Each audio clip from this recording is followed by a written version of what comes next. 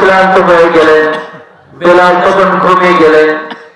হঠাৎ করে সূর্যের আলো যখন ওমরের মুখে পড়ল, ওমর রাদিয়াল্লাহু তাআলা আনহু তখন নবীজি সাল্লাল্লাহু আলাইহি ওয়াসাল্লামকে ডাক দিলেন।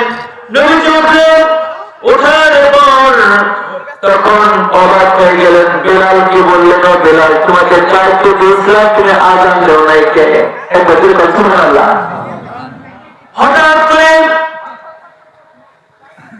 জিবরাইল সালাম নবী করিম সাল্লাল্লাহু আলাইহি ওয়াসাল্লামের কাছে এসে বলেন, ইয়া রাসূলুল্লাহ, ইয়া হাবিবাল্লাহ, সকাল হয়ে গেল, আযান কেন হলো না?